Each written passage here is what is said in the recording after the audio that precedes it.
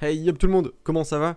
Vous l'attendiez, une vidéo de comment bien débuter Raid Shadow Legends en 2022. C'est parti, let's go.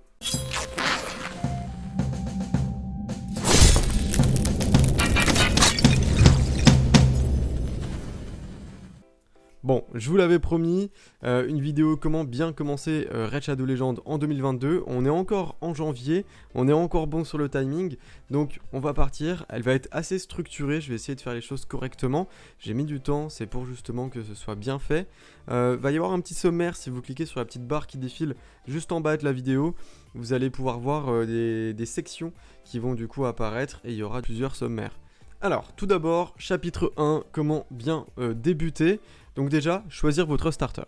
Vous avez 4 starters, on va pas les présenter, chacun ont un petit peu leur spécificité, c'est-à-dire Elaine qui a 2 AOE, Attel qui se met un boost d'attaque, qui peut mettre un affaiblissement et qui a une grosse AOE avec un tour supplémentaire. On a également Galek qui peut mettre lui un break def et qui fait également une AOE. Et puis on a aussi Kael qui du coup met des poisons et également fait une AOE. Donc ils sont tous de la même famille, c'est tous des nukers on va dire. Ils sont tous là pour vous faire progresser dans le jeu. Donc vous en choisissez un, vous gardez celui-ci. Si vous en avez un autre après, ça sert à rien de le monter. Ils sont tous les deux pour faire la même chose sur le jeu. Et sur RSL on a peu souvent besoin de mêmes champions qui font la même chose. Donc voilà, focussez-vous vraiment sur un, d'accord, choisissez. Le meilleur pour moi, je vais être un petit peu audacieux, beaucoup disent que c'est Kael car il met du poison, donc c'est vrai que les poisons peuvent aider à un certain moment dans le jeu. Kael est plutôt polyvalent du coup grâce à ça. Maintenant, pour moi, la meilleure, celle qui va vous donner le meilleur début, le début le plus rapide, le plus efficace, et derrière en fonction de ce que vous allez drop, qui va être la meilleure, pour moi c'est Attel. Pourquoi je vous la représente rapido, Attel qui est du coup hop, ici. En gros, le fait de se donner un tour supplémentaire grâce à cette attaque, déjà le fait de se mettre un buff attaque sur elle-même, ça aide beaucoup et ça simplifie beaucoup de choses. Ensuite, le fait de se donner un tour supplémentaire va faire que là, ces 3 tours de cooldown, en fait, sont des 2 tours de cooldown. Parce que imaginons vous utilisez ce sort-là, ensuite vous utilisez ça, bah là du coup, il y a marqué plus que 1 au lieu de 2. D'accord? Vous voyez ce que je veux dire? Et ici, peut mettre un affaiblissement et tape 3 fois sur la 1. Donc ça, c'est très très fort contre des mobs, que ce soit en campagne, en arène, en boss de clan, etc., etc. Donc du coup, pour moi, c'est vraiment Attel la meilleure. Maintenant, si vous avez déjà choisi un starter, que ce soit Galek, qui est pour moi le moins bon, Elaine, Kael ou bien Attel, gardez-le. Si vous avez déjà commencé à le monter, gardez-le et il n'y a pas de problème. Donc sur le premier conseil, sur les premiers jours de jeu que je peux vous donner, déjà si vous êtes early et que vous aimez bien le jeu et que vous voulez du coup y jouer pendant longtemps, si vous le pouvez, créez plusieurs comptes, d'accord? C'est-à-dire plusieurs adresses mail, donc faut pas être sur téléphone sinon c'est pas très pratique, mais créez plusieurs comptes. L'idée ça va être de jouer au début avec 2-3 comptes en même temps, et de voir lequel va être le plus lucky, lequel va obtenir un légendaire le plus rapidement possible, et du coup c'est peut-être celui-ci que vous allez garder, un légendaire ou un bon épique d'ailleurs. Ensuite, sur les premiers jours de jeu, vous allez du coup obtenir ici à gauche des artefacts vol de vie qu'on va vous donner du coup un petit peu tous les jours, et à la fin vous allez avoir Shaman comme champion.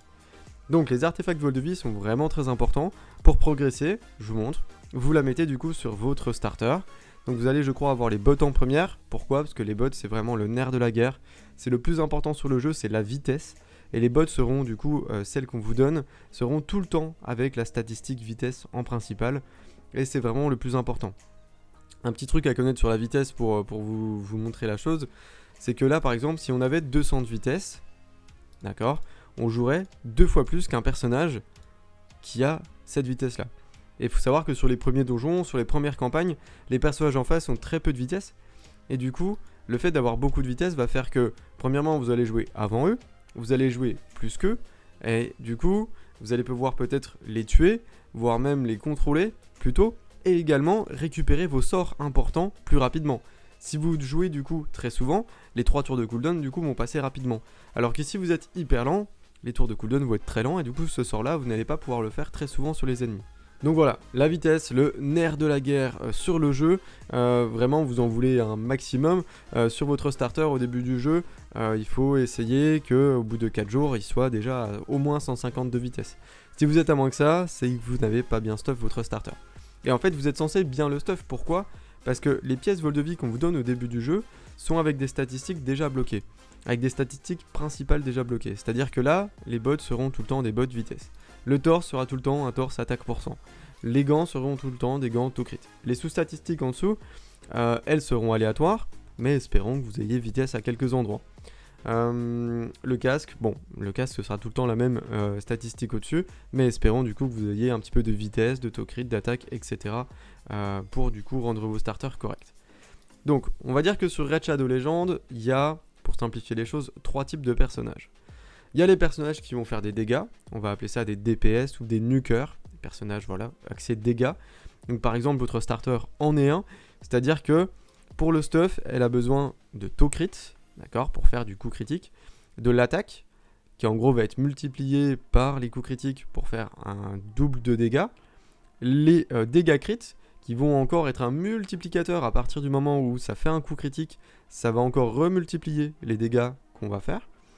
Et puis du coup également de la vitesse, le but étant comme je l'ai dit de jouer le plus souvent possible pour récupérer les cooldowns. Donc voilà comment on stuff un nuker, on va chercher une vitesse correcte, du taux crit, de l'attaque, du dégât crit, et après on regarde s'il y a besoin de précision ou non. Voilà, ça va dépendre des champions. La deuxième catégorie de champions, ça va être des champions plutôt support. Donc là, il y a 2 sous-catégories, il y a les healers, donc ceux qui vont du coup nous soigner, et puis il y a les boost ATB, donc ceux qui vont augmenter notre vitesse, qui va faire que du coup en fait on va jouer encore plus vite, on va jouer encore plus avant les ennemis, et du coup pouvoir contrôler encore plus le combat. Donc là-dessus, j'en ai pas énormément à vous montrer ici malheureusement. On pourrait parler de, allez, Valérie, on va dire que c'est un healer, même si en fait elle met plutôt un bouclier sur nous. Donc l'idée des healers, ou bien des supports, des boosts ATB, etc. Ça va être du coup de jouer avec un maximum de vitesse. Il y en a certains qui ont besoin de précision. Pour le repérer, du coup, vous regardez un petit peu les sorts, et quand il y a noté, essaye de placer sur l'ennemi, ou essaye de réduire quelque chose sur l'ennemi, et bien du coup, il va y avoir besoin de précision. Donc là, si on lit un petit peu les sorts, bon, attaque un ennemi, on s'en fout. Là, ici, retirer tous les debuffs des alliés, donc c'est que sur les alliés, etc. Tout va bien. Ici, c'est que les alliés. Par contre, si on va voir par exemple celle-ci, on va voir que là, de placer un debuff pendant un tour. Donc ça veut dire sur un ennemi. Là, il y a en fait un petit indicateur rouge qui pourrait nous indiquer qu'il y a besoin de précision. C'est le cas. Ici, tac, tac, tac, tac, tac, tac, rien de spécial. Ici, du coup, possède des chances de placer un debuff sur un ennemi. Donc là, du coup, encore le petit indicateur rouge. Donc du coup, ça veut dire qu'il nous faut mettre de la précision. Et donc voilà. Donc c'est le petit truc pour savoir si les mobs ont besoin de précision ou pas. Mais c'est pas tout le temps parce qu'il y a un petit indicateur rouge qu'il faut mettre de la précision. Par exemple, sur votre attel, ce sera très très très secondaire. Le fait de placer l'affaiblissement, on va vouloir qu'elle fasse plus de dégâts au début. Donc vous voyez, de la précision, moi j'en ai mis vraiment très très peu. Donc ça c'était pour la deuxième catégorie, on va dire plutôt les supports. Ensuite, on va voir les personnages utilitaires. C'est-à-dire que ça va être des personnages soit qui vont apporter du contrôle sur l'ennemi, soit qui vont apporter des debuffs sur l'ennemi. Donc du coup, par exemple, en parlant de debuffs, Vierge Guerrière en fait partie. C'est une des personnages vraiment très très forts au début du jeu, qui elle va en fait réduire la défense des ennemis. Donc du coup, ça veut dire que les ennemis qui ont moins de défense vont prendre plus de dégâts. Donc, un personnage utilitaire comme ça qui pose des debuffs, qui pose des malus aux ennemis, il va falloir du coup lui mettre de la vitesse pour qu'elle les pose le plus tôt possible, et puis également de la précision pour qu'elle les pose le mieux possible. Je vous explique la précision juste après. Donc voilà un petit peu les 3 catégories, DPS nuker, utilitaire healer, et derrière debuffer contrôle. Voilà, donc c'est les 3 catégories. Donc un très très rapide ici pour aider nos alliés, un ici qui va faire les dégâts, donc ça va être très souvent le plus lent, et un ici entre deux qui va du coup jouer bien sûr pour réduire la défense ennemie avant notre DPS, ça sert à rien de le faire après une fois qu'on a tapé, et du coup qui va apporter des malus aux ennemis ou bien des bonus à nos alliés, du genre l'inverse, des buffs d'attaque ou bien des buffs de défense, etc., etc., etc. Voilà, c'est un petit peu tout pour les catégories. Maintenant, la précision. Comment fonctionne la précision? Alors, je vais pas vous embrouiller trop, mais je vous montre un petit graphique. Hop, ici. Donc là, du coup, le petit graphique, pour vous l'expliquer, là, ça va être la précision en fonction de la résistance ennemie. Donc vous voyez qu'ici, il y a deux statistiques. La précision ici, et puis la résistance ici.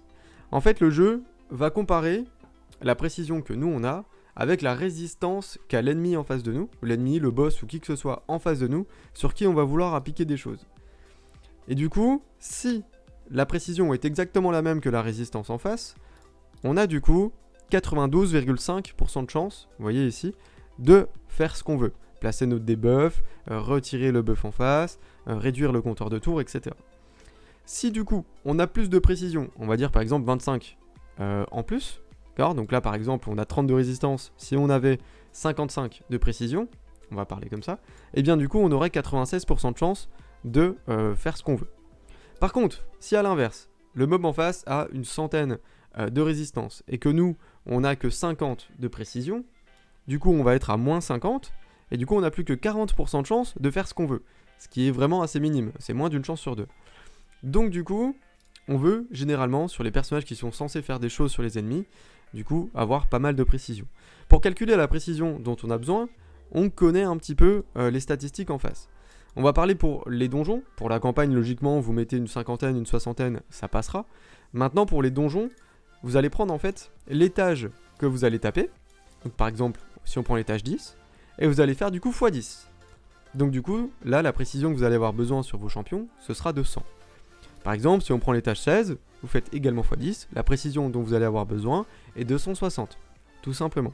160, du coup, ça vous apporte à quelque chose comme 92,5% de chance d'appliquer ce debuff. Donc à partir du moment où vous voulez farmer du dragon 20, c'est du coup 200 de précision. Idem pour les autres, ça reste à 200 ensuite. Pareil sur de l'araignée, pareil sur du pic de golem, pareil sur du chevalier de feu, et pareil sur du minotaure, et pareil sur les autres également. Pour les boss de clan, ici, on y viendra plus tard, mais c'est différent. Là, c'est 250, là, c'est 200, là, c'est 170, là, c'est 150, là, ça doit être 120, et là, c'est une centaine. Voilà. Logiquement, si vous voulez de la précision, vous allez au moins en mettre une centaine. Voilà. Donc ça, du coup, sur les premiers jours de jeu, équipez votre starter avec, du coup, les artefacts vol de vie qu'on vous donne. Vous avez besoin, pour faire le jeu vol de vie, du coup, pour avoir le bonus, que de 4 artefacts. Et du coup, sur ces 4 artefacts-là, vous allez choisir en fait les meilleurs, ceux qui vont vous apporter, comme je l'ai dit, le plus de vitesse, le plus de taux crit et le plus d'attaque possible. Donc comme je l'ai fait ici. Vitesse, avec du taux crit et de l'attaque %, attaque % avec de la vitesse, du taux crit, et puis là, du coup, taux crit avec de la vitesse et de l'attaque %. Idem ici. Ensuite, sur les autres pièces, donc là, j'ai eu de la chance d'avoir ici vitesse, taux crit, attaque %. Et puis ici, du coup, j'avais plus besoin de taux crit, on en avait assez. À partir de 100%, il n'y en a plus besoin. Et bien du coup, j'ai mis cet artefact-là qui me donne un petit peu de dégâts crit. Une fois, du coup, les premiers artefacts vol de vie obtenus et puis du coup les premières statistiques mises, je vous conseille de monter du coup ces artefacts-là. C'est-à-dire que en faisant un petit peu de campagne, en avançant un petit peu dans la campagne, vous allez du coup avoir des silvers. Les silvers vont vous servir à augmenter le niveau de vos artefacts. En premier, augmenter les bots. On l'a dit, la vitesse, c'est le plus important dans le jeu. Ensuite, je vous conseille d'augmenter les gants. Donc l'idée c'est d'arriver le plus rapidement possible aux 80, etc. et plus de taux critiques. Car l'idée c'est d'en faire du coup le plus souvent possible. Et ensuite, le torse, qui nous apportera de l'attaque %. Tout le temps sur le jeu, augmenter les artefacts du bas. L'idée étant que ça vous apporte des statistiques bien plus importantes que les artefacts du haut. En haut, il y aura tout le temps l'attaque ici, il y aura tout le temps ici des PV et il y aura tout le temps de la défense ici. Donc ça vaut pas trop le coup de passer un artefact du haut plus 16 parce que regardez, en fait derrière moi ici, on a un truc qui nous donne déjà 3 statistiques. On a déjà eu les 3 boosts parce que quand vous montez un artefact en fonction des rangs, plus 4, plus 8, plus 12, plus 16, vous allez du coup avoir des statistiques qui vont soit se découvrir, soit se booster. Donc là du coup, vu qu'il est épique, on a déjà 3 statistiques de découverte, et du coup, les boosts, il y en a déjà eu 3 demi. C'est-à-dire que là, le passé plus 16 va juste en fait m'apporter une sous-statistique en plus, complètement au hasard. Donc ça peut être défense flat, et ça nous plairait pas, comme ça pourrait être dégâts crit et ça nous plairait. Donc voilà. Quand on parle du flat, qu'est-ce que c'est? Sans trop m'étendre sur le sujet, en gros, vous avez différentes statistiques. Là, ici, elles y sont toutes. Vous avez du coup PV flat. Donc en gros, c'est le PV sans pourcentage. Vous avez PV %, à l'inverse. Vous avez attaque flat, vous avez attaque %, vous avez def flat et def %. Voilà. Donc là, du coup, on n'aime pas trop les stats flat. Parce qu'en fait, les pourcentages vont être par rapport aux statistiques de base de votre champion. Et un champion, si vous montez du coup rang 5, rang 6, il va avoir des statistiques de base qui va en fait vous apporter beaucoup plus de statistiques qu'un truc en flat. Donc du coup, on n'aime pas vraiment ces statistiques-là. Voilà, pour vous faire simple. Alors, une fois du coup que vous avez ces artefacts du bas montés, plus 12, plus 16, et bien du coup, vous allez devoir progresser le maximum en campagne.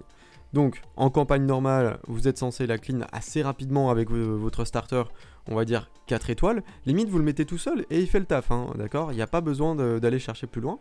Ensuite, vous allez peut-être stagner un petit peu sur la chambre 12 ou bien la chambre 9. Pourquoi? Parce qu'en chambre 9, on a la possibilité de drop des vierges guerrières. C'est-à-dire qu'en récompense, vous pouvez avoir des éclats verts, etc., etc. Mais vous pouvez aussi avoir des personnages. Et là, du coup, vous aurez peut-être la chance d'avoir une vierge guerrière qui, comme je l'ai dit, c'est un personnage qui est très très très important parce qu'elle réduit la défense. Et du coup, elle est obtenable gratuitement ici. Donc, il suffit de farmer en fait les étages ici. Donc, vous allez du coup peut-être vous attarder un petit peu ici. L'idée, c'est de farmer de la food. Donc, qu'est-ce qu'on appelle de la food?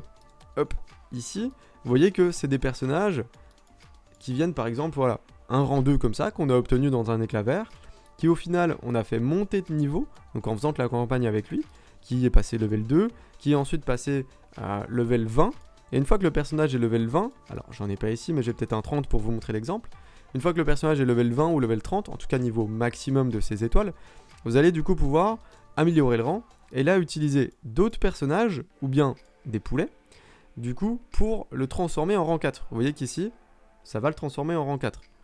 Du coup, c'est ce qu'on veut. Donc là, hop, on le transforme ici, et du coup, il passe rang 4. Une fois qu'il est passé rang 4, l'objectif, donc c'est si votre starter, par exemple, imaginons c'est celui-ci, du coup, est rang 4, level 40, du coup, le but, ça va être de le passer le plus vite possible au rang 5, c'est-à-dire en mettant les personnages en dessous. Donc, ne foudez pas ceux que vous avez déjà bien montés. Donc, du coup, là, on passerait rang 5. Maintenant, ne foudez jamais des épiques, d'accord? Les personnages ici, du coup, qui sont épiques, vraiment sont très importants dans le jeu. La plupart sont forts dans le jeu, en tout cas quelques-uns. Donc du coup, gardez-les. L'important, c'est d'avoir un exemplaire de chaque, on va dire, avant de se décider de ce qu'on en fait. Donc là, du coup, on serait passé rang 5. Et une fois qu'on est rang 5, l'objectif, c'est de passer ensuite rang 6. D'accord? Donc rang 6, c'est la fin du jeu. C'est là que votre personnage devient vraiment bon, devient vraiment monté. Et du coup, vraiment utilisable un peu partout où on veut. Donc ça se fait par étapes, en passant par le rang 5, etc., etc. Et ça se fait par étapes en montant dans la campagne pour du coup progresser le plus possible. Ici, vous allez peut-être avoir des blocages à des endroits. Donc ça vient beaucoup du fait de l'affinité. D'accord? Parce que par exemple là, on sera en full en affinité rouge. Et du coup, l'affinité rouge, vous voyez, qui est au-dessus de l'affinité bleue de notre starter. Donc du coup, ça va être peut-être un petit peu compliqué. Maintenant, si vous réessayez, vous jouez peut-être un petit peu en manuel, c'est-à-dire pas en automatique, mais en jouant à la main, en choisissant les sorts que vous allez faire, vous pouvez peut-être en fait choisir de garder un sort à un moment pour ne pas en fait le gaspiller un petit peu plus tard. Vous voyez? Hop. Là par exemple, je peux me dire que pour la dernière wave, je vais faire exprès de garder mon sort important pour être sûr de la taper fort, parce qu'ici, on a déjà tué quelques personnes et du coup, on n'est pas en danger. Hop, et là du coup, on a notre sort sur la dernière wave, on peut même utiliser ça pour augmenter notre attaque avant, pour faire plus de dégâts, et là du coup, bim, on tue presque tout le monde. Voilà, c'est pour ça que l'automatique c'est bien, mais parfois vos choix sont meilleurs. Voilà. Donc, une fois que vous avez avancé un petit peu en campagne, normalement vous avez obtenu plus de silver, quand vous avez obtenu plus de silver, vous avez augmenté encore vos artefacts, et là on se concentre vraiment que sur le starter. Et du coup, une fois que vous avez augmenté encore vos artefacts, vous allez pouvoir peut-être passer en brutal, en améliorant le rang de votre personnage au rang 5, au rang 6, etc. etc. Et c'est là que vous allez pouvoir commencer à farmer de la food correctement. L'idée ici, au rang 5, c'est d'aller le plus rapidement possible à l'étape 3. Alors pourquoi l'étape 3? D'ailleurs, on pourrait farmer aussi l'étape 3 ici pour avoir des vierges guerrières. En gros, l'idée, pourquoi l'étape 3? Parce que vendre des boucliers ici vous ramène plus d'argent que de vendre des bots. Donc vous auriez un peu plus d'XP en farmant du coup à l'étape 6. Mais en fait, les silvers sont tellement importants dans le jeu et on est tellement en manque de silver souvent que moi je vous conseillerais vraiment fortement de farmer à l'étape 3 pour du coup vendre des boucliers et pour du coup avoir un maximum de silver. Donc quand on dit faire de la foot, c'est mettre votre personnage ici, ensuite mettre d'autres personnages que vous voulez foot à côté, ceux-là ou même ceux-là, et du coup vous les faire monter de level jusqu'au max pour ensuite du coup les transformer en rang 2, rang 3, etc. etc. et les utiliser pour finir par monter un personnage intéressant comme celui-ci. Voilà. Donc là du coup, on est au début du jeu, vous allez faire principalement ça, donc c'est pas passionnant, c'est un petit peu redondant, essayez d'augmenter le plus rapidement dans la campagne, d'aller le plus loin possible, essayez en campagne aussi de terminer tous les niveaux en 3 étoiles, en faisant du coup comme c'est noté juste ici en bas, c'est même décrit ici également, et du coup ça va vous obtenir des récompenses intéressantes qui sont ici, et une charde, un éclat, etc. pour invoquer, c'est cool. Idem sur le difficile, etc. etc. Si vous voyez qu'un truc ne passe pas, patientez, continuez à farmer et à augmenter votre starter, et ça finira par passer un petit peu plus tard. L'idée en parallèle de faire ça, c'est d'avancer dans les missions. C'est-à-dire que là, au début du jeu, on vous donne quelques missions, et l'idée du coup, c'est de les réussir. Donc il faut bien lire l'intitulé, il faut bien les ouvrir, bien lire, bien tout décrypter, faites attention. Des fois, il y a des virgules qui sont placées à des endroits, et du coup il faut faire attention de bien lire les bons endroits, etc. etc. Et parfois ça peut être un petit peu tricky. Comme par exemple ici, gagner une pensière avec attaque % en stade principal à cet endroit là. C'est-à-dire qu'il faut bien aller à cet endroit là, dans cette difficulté là, avoir une pensière, c'est un torse, en attaque %, en stade principal, etc. etc. Vous voyez, il faut bien lire correctement les choses, il y a très peu souvent des bugs au niveau de ces choses là, et du coup si vous restez bloqué et que vous pensez que c'est un bug, c'est que vous avez très souvent mal lu. Donc là-dessus, passez du coup sur le Discord, passez sinon sur en live pour me demander du coup de regarder un petit peu avec vous. Voilà. L'idée ici, c'est de progresser le plus loin possible. Donc logiquement, les premières sont à faire assez rapidement, assez simple à faire. Logiquement, dans la première semaine, vous pouvez déjà en avoir fait une bonne partie si vous jouez activement. Et du coup, vous allez obtenir des gemmes. C'est-à-dire que si je me décale un petit peu, vous allez avoir des gemmes ici, et puis normalement des gemmes également en récompense, un petit peu ici, mais sur la deuxième partie, il y en a beaucoup plus. L'idée du coup de ça, d'avoir ces gemmes au début, c'est de les garder, bien sûr, vous ne les dépensez pas, et du coup au bout d'un moment, d'acheter les maîtrises de votre champion. C'est-à-dire que vous allez du coup sur un champion qui n'a pas de maîtrise, vous faites tous les parchemins ici, et ça va vous proposer de payer pour avoir du coup tous les parchemins de ce champion. Donc du coup faites-le, les maîtrises sont très importantes, donc si vous prenez Attel, vous pouvez recopier les miennes. Les maîtrises sont vraiment très importantes, ça va vous apporter déjà de la statistique en plus, que ce soit du taux crit, du dégât critique, etc. Et puis également des compétences un petit peu en plus, comme le fait ici de contre-attaquer un ennemi qui vous inflige des dégâts. Voilà, donc vraiment très fort là-dessus. Donc les maîtrises vont être une partie très importante du jeu, un petit peu plus tard, mais en tout cas sur les premières maîtrises de votre starter, vous pouvez les acheter avec des gemmes. C'est quelque chose qui se fait beaucoup moins après, il y a un endroit où vous les farmez. Hop. Donc pourquoi ne pas dépenser les gemmes en refill d'énergie, etc. Quand on appelle refill d'énergie, c'est le fait d'acheter ici.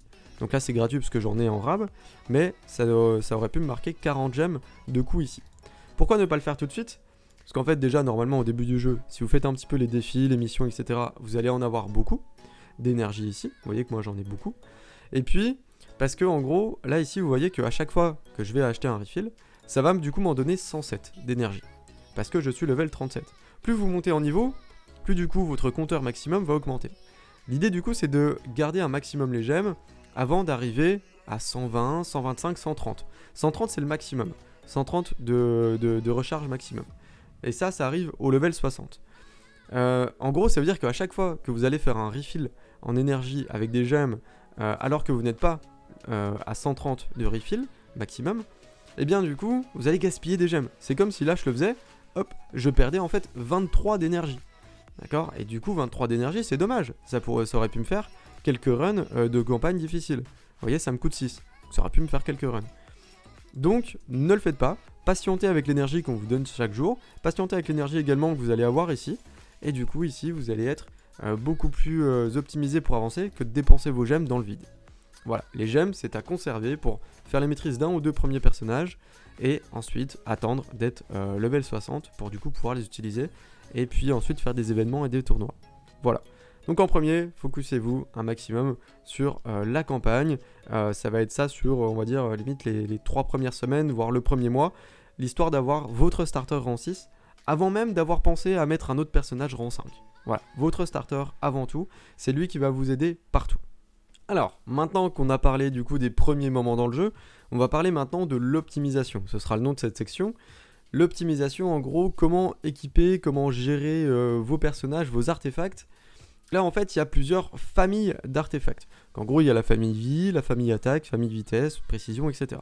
Il y a des familles qui ont besoin de 2 pièces pour faire un set. D'accord ? Un set, en gros, c'est aller chercher le bonus.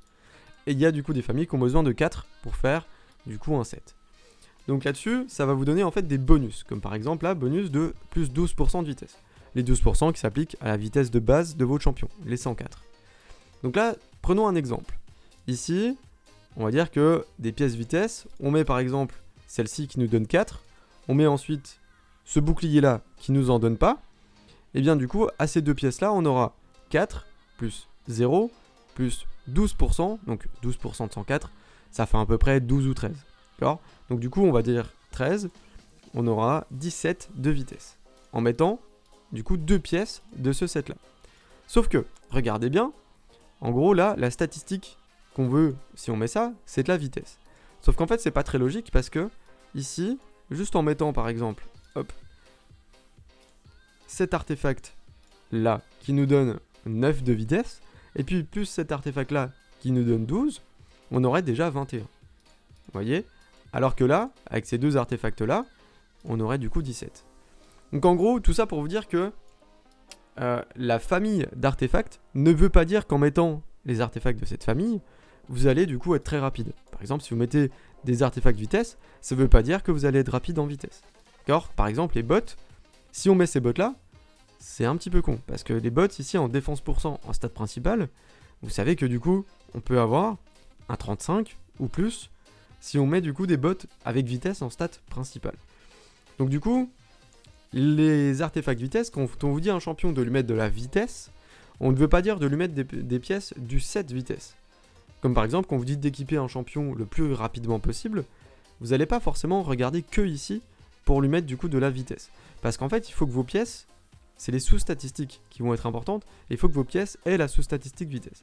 Vous voyez qu'ici, moi, si je veux que mon personnage soit rapide, je vais préférer lui mettre ça, je vais préférer lui mettre ça, etc., etc. Voilà. Donc ça, c'est un petit truc à retenir. D'accord ? Très important, n'essayez pas trop de forcer des sets.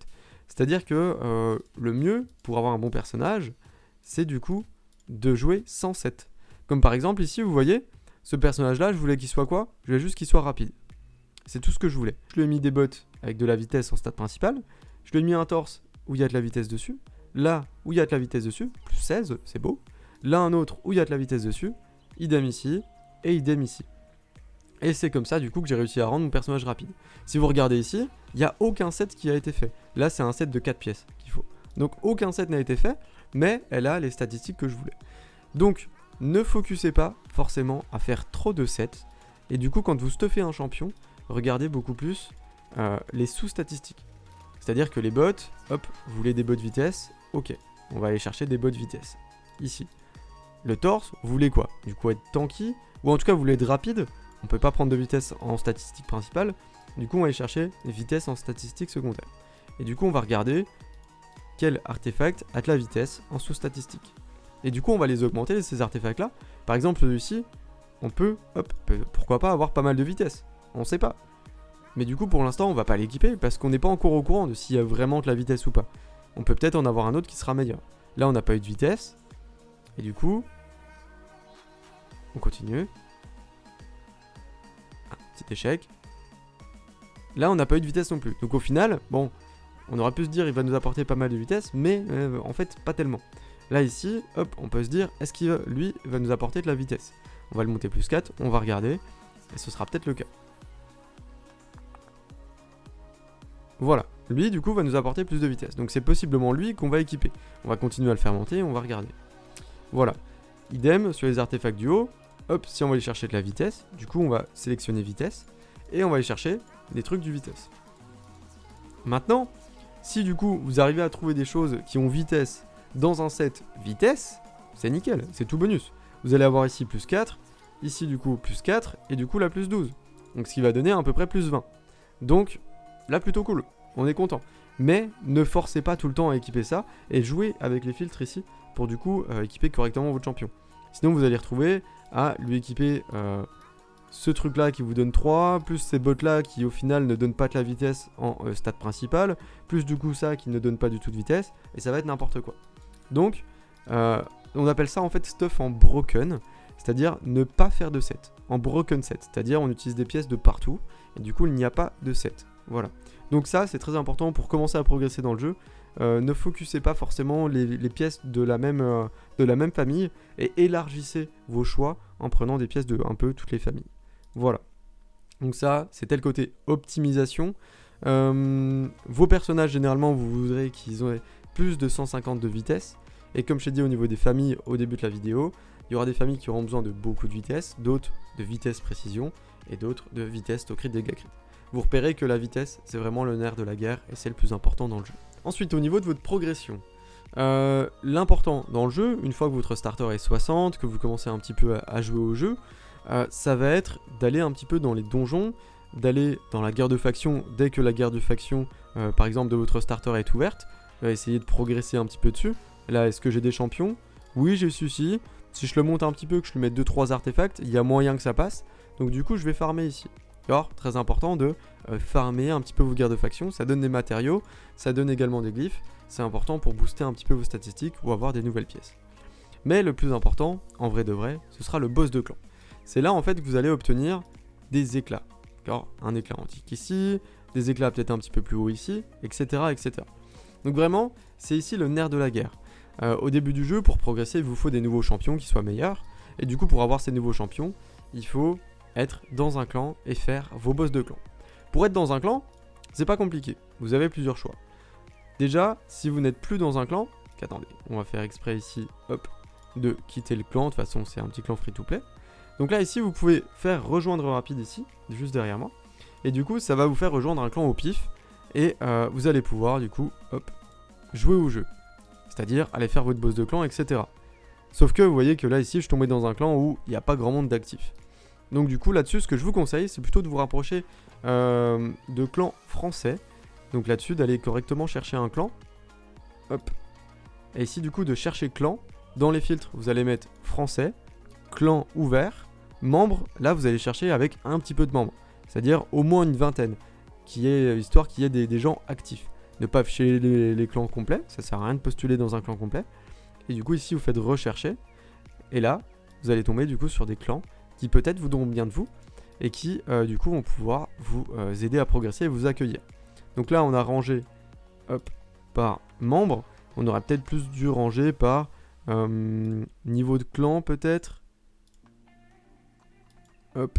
L'idée étant d'avoir des clans du coup accessibles sans qu'il y ait de puissance minimum à avoir. Donc là vous voyez qu'on tombe sur des clans, voilà, ici ça peut être intéressant. Le conseil des fous, et s'ils donnent des conseils et qui sont pas trop fous, ça pourrait être bien.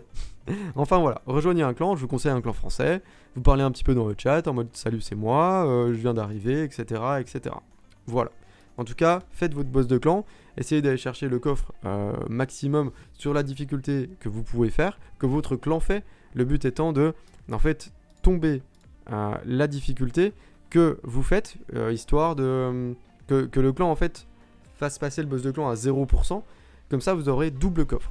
Car si vous faites juste vous le maximum de dégâts ici, vous allez avoir un coffre, et si le clan fait tomber le boss à 0% d'HP, vous allez du coup avoir deux coffres, donc 2 fois plus de récompenses. C'est important de se trouver un clan qui tape le même boss de clan que vous, et qui du coup arrive à tomber le même boss de clan que vous, pour avoir double récompense, et du coup progresser 2 fois plus vite. Voilà. Ensuite vous avez l'arène. Bon, l'arène, début du jeu, c'est pas facile. Ce que je vous conseille pour progresser, on va dire, sur les 2 premières semaines, 3 premières semaines, c'est en gros de faire une défense avec un seul personnage. Un personnage nul, vous vous en foutez. Le but étant que les gens vous attaquent, que là que vous ayez des défaites, et que du coup vous descendiez ici pour du coup pouvoir attaquer des personnes simplement et faire des wins. D'accord ? Juste là avec votre starter, enfin vous mettez d'autres champions pour vous faire une équipe, mais voilà, le but ça va être de gagner des combats ici.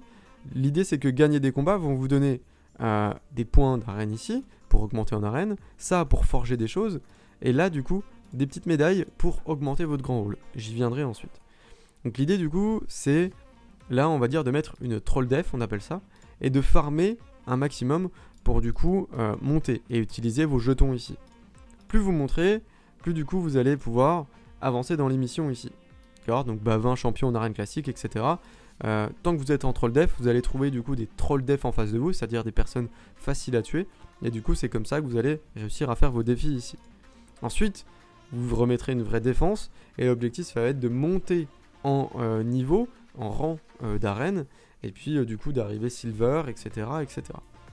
L'idée c'est que d'ici, chaque petite médaille que vous allez débloquer va être utile pour améliorer un endroit dans le grand hall. Par exemple, si je veux améliorer ici, hop, je vais l'améliorer ici. Et ça, c'est plutôt cool. D'accord ? Et là, du coup, on vient de terminer un petit défi qui me demandait d'améliorer ces trucs-là. Voilà. Parlons rapidement du grand hall, sachant que cette vidéo, du coup, parle de plein de choses en même temps, mais l'idée, c'est que vous la gardiez un petit peu sur le côté et que vous retourniez la voir de temps en temps en mode, tiens, il avait parlé de ça, je me souviens plus, qu'est-ce qu'il avait dit ? Voilà. Le grand hall, ici, la chose la plus importante à maxer au début, ça va être la précision. La précision, on va dire, de votre starter. En tout cas, la précision de l'affinité que vous avez le plus dans votre box et qui a le plus besoin de précision dans votre box. Donc très souvent, ce sera l'affinité bleue, votre starter lait et des mobs importants et des mobs plutôt forts au début du jeu le sont. Donc qui sont faciles à avoir. Augmenter la précision, du coup, se focus principalement là-dessus. Vous voyez qu'ici, j'ai pas assez, je vais attendre d'avoir 150 pour le faire, plutôt que d'aller à un autre endroit et d'augmenter autre chose. Pourquoi ? Parce qu'en fait, il y a des missions qui vont vous demander d'avoir un bonus augmenté plus 4, un autre, le même, plus 5, plus 6, plus 7, etc., etc. Donc du coup, si vous commencez à vous éparpiller un petit peu partout, vous allez du coup ne pas réussir à avoir ces missions. Pourquoi la précision ? Parce que c'est le deuxième nerf de la guerre sur le jeu. Le premier est la vitesse, il n'y a pas de vitesse ici, donc le deuxième c'est la précision.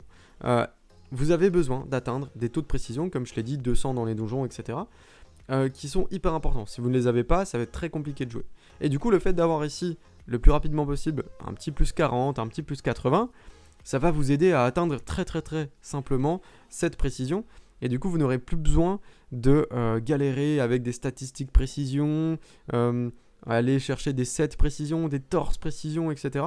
Et vous allez du coup pouvoir beaucoup plus vous concentrer sur d'autres statistiques, soit des trucs qui vont vous rendre tanky, soit des dégâts, soit la vitesse, etc., etc.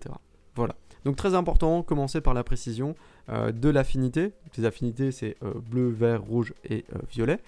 Du coup, de l'affinité que vous avez besoin d'augmenter la précision. Et très souvent, ce sera la bleue. Voilà. Ça, c'était la petite aparté grand hall. Maintenant, on va parler un petit peu d'ici. Donc ça, c'est un peu plus au début du jeu, mais j'en parle ici. La mine. Débloquer la mine assez tôt, c'est important. Maintenant, faire les maîtrises d'un ou deux premiers champions sont plus importants parce que ça va vous aider à progresser dans le jeu plus vite. La mine, en gros, c'est une petite machine à sous. Les sous, c'est les gemmes. La mine, c'est la petite machine à sous qui vous donne en fait tous les jours, quand vous vous connectez, 5, 10, 15, en fonction des niveaux que vous avez augmentés, gemmes si vous cliquez dessus. Vous pouvez les récupérer toutes les heures environ, vous en aurez une. Donc du coup, très important de l'augmenter, c'est comme si vous aviez une machine à sous chez vous qui vous donne 3 € par jour. Le but étant de l'avoir le plus tôt possible pour du coup faire un maximum de thunes dessus. Donc augmentez-la le plus rapidement possible, c'est rentable. En 3 mois, en jouant une fois par jour, ça se rentabilise. Et dans tous les cas, sur le long terme, ça se rentabilisera encore et encore et encore. Le marché également, essayez de le débloquer assez rapidement pour, dans un premier temps, acheter les éclats verts, comme je l'ai peut-être fait dans cette vidéo. Ici, les éclats mystérieux qui sont importants. Vous pouvez avoir des personnages dedans rares, par exemple des apothicaires, des banshees gelés, qui sont des personnages vraiment importants, rares à obtenir. Donc du coup, achetez-les et ouvrez-les en fait le plus souvent possible, histoire d'essayer premièrement d'obtenir ces champions, et deuxièmement d'avoir pas mal de food pour progresser dans le jeu. Donc du coup, débloquez le marché, achetez principalement ces trucs-là, n'achetez pas, je vous déconseille vraiment, ça utilise énormément de silver ici, ça ne vaut que très très très rarement le coup. N'achetez pas du coup d'artefacts dans dans le marché. Maintenant, parfois, ça peut valoir le coup. Ici, j'ai gardé mes gemmes. Là, 120 gemmes pour débloquer du coup un palier en plus. Je me suis dit, bon, 5 paliers, c'est déjà bien. Je vais garder mes 120 gemmes pour pourquoi pas augmenter les maîtrises d'un champion, faire des refills ou quoi que ce soit. Donc voilà, gardez un petit peu vos gemmes et le marché, bon, débloquez-les petit à petit, comme ça, comme ça. Là ici, sur l'amélioration de champion, ici, l'arène, voilà, ça se rentabilise un peu comme la mine de gemmes, hein. C'est comme si vous faisiez des runs de campagne, mais gratuites avec vos champions. Donc du coup, ça ne vous dépense pas d'énergie, donc c'est cool. Maintenant, ça met beaucoup de temps à se rentabiliser. C'est-à-dire que si vous débloquez tout level 1, ça met plus de 9 mois, je crois, j'ai plus les calculs en tête, à se rentabiliser. Donc du coup, c'est assez long. À vous de voir si vous jouez vraiment en free-to-play, c'est-à-dire si vous ne dépensez pas d'argent sur le jeu, c'est pas forcément l'endroit où c'est le plus intéressant de dépenser des choses, de dépenser des gemmes. Donc, gardez votre premier qui est débloqué. Maintenant, si vous arrivez à être assez économe pour arriver à 5000 gemmes et qu'à un moment vous avez envie, vous savez que le jeu va vous plaire et que vous allez y jouer très très longtemps, bah allez, dépensez et ouvrez du coup des emplacements en plus. Mais c'est pas vraiment ce qui vaut le coup vraiment autant que la mine de gemmes à débloquer. Donc voilà. Au niveau de la taverne, bon bah c'est ce qui vous permet de faire de la food, d'avoir des poulets, du coup d'avoir des books. Les books, utilisez bien les books rares sur des personnages rares, des books épiques sur des personnages épiques, des books légendaires sur des books sur des personnages légendaires. N'utilisez pas des books épiques sur des rares, ni des bootlegs sur des rares ou des épiques. Ce serait du gâchis. Les bootlegs, c'est la chose la plus difficile à avoir sur le jeu, la plus importante à avoir également pour rendre un personnage viable. Donc du coup, gardez-la un maximum. Et ici les potions, très important de perfectionner votre champion. À partir du moment où vous passez une étoile supplémentaire, ça va être très très très important d'aller chercher de la perfection, parce qu'en gros ça va augmenter les statistiques ici de votre champion. Ça va faire que votre champion sera capable d'obtenir une bannière et une amulette, très très important. Donc du coup il va falloir aller se taper des donjons ici. Petit truc du coup pour vous dire aussi que avoir un légendaire au début du jeu, c'est pas forcément ce que vous désirez le plus. Alors ok, c'est joli, ouais, est-ce qu'il est bon, etc. C'est cool. Par contre, le truc, c'est que, premièrement, des légendaires, il y en a qui sont pas hyper bons. Et puis, comme par exemple Alexander, peut être utilisable, mais pour moi, il est dans le... Enfin, c'est un 5 sur 10, vous voyez, c'est pas super. Donc, se focaliser sur Alexander va vous coûter très très cher. Premièrement, pour aller lui faire du perfectionnement, hop, ici, vous voyez que ça vous demande directement des grosses potions. Alors, des potions ici, et qui coûtent en fait... très très cher, en tout cas qui sont très très compliqués à aller chercher. Idem, très très rapidement, ça va vous demander du coup des grosses potions ici, des grosses potions blanches. Et ça pareil, pour aller les chercher, c'est compliqué. Ici aussi, ça va vous demander du coup des bootlegs pour l'améliorer. Et vous allez voir que là, du coup ici, il y en a besoin de 4, ici il y en a besoin de 5, donc 9, 10, 11, 12. 12 bootlegs, je vous jure qu'au début du jeu, vous allez prendre 4 mois pour avoir les 12 bootlegs. Donc ça dépend, on sait que vous allez les chercher. Donc, très compliqué à s'occuper correctement d'un légendaire. Alors qu'un épique, prenons un épique complètement au hasard, hop, ici. Là, ça va être plus abordable au niveau du perfectionnement. Et au niveau des books, ça va être également plus abordable. Donc du coup, je vous conseille vraiment d'axer votre progression, premièrement sur votre starter à 100%, et ensuite sur des personnages que vous allez pouvoir booster et améliorer au maximum. Un légendaire ne rentrera pas forcément dans cette catégorie. Parce que du coup, comme je l'ai dit, pour aller le perfectionner, pour aller le book et le rendre vraiment viable, ça va être très très long. Vous voyez qu'avant l'étage 8, vous n'avez aucune chance d'avoir des potions vertes de rang supérieur, des potions d'esprit. Et puis en fait, plus vous augmentez vos chances. C'est-à-dire que là, le taux de drop, il est peut-être de 1% de potions supérieures. Donc voilà, ça vaut pas vraiment le coup. Donc patientez, occupez-vous de votre starter à 100%, montez dans les missions tant que vous pouvez, montez dans le boss de clan et en arène tant que vous pouvez, et puis ouvrez des éclats du coup de manière optimisée, en x2, voilà, le maximum d'éclats en x2, donc quand il y a le x2 antique, vous ouvrez des x2, des éclats antiques, quand il y a le x2 néant, des éclats néants, quand il y a le x2 sacré, des éclats sacrés, etc., etc. Et du coup c'est comme ça que vous allez obtenir de nouveaux champions qui vont vous faire progresser sur le jeu. Voilà. Je pense que c'est à peu près tout. Si vous avez des questions, du coup, n'hésitez pas. J'ai vraiment expliqué, on va dire, sur le premier mois, les 2 premiers mois, on va dire, de jeu.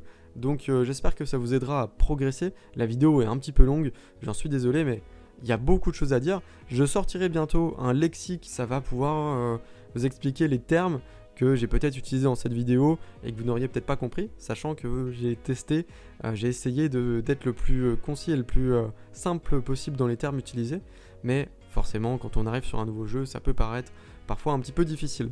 Donc voilà, merci à vous tous d'avoir regardé cette vidéo, j'espère qu'elle vous a été utile, j'espère qu'elle vous a plu. Je vous dis à toutes sur Twitch ou sur YouTube, peace.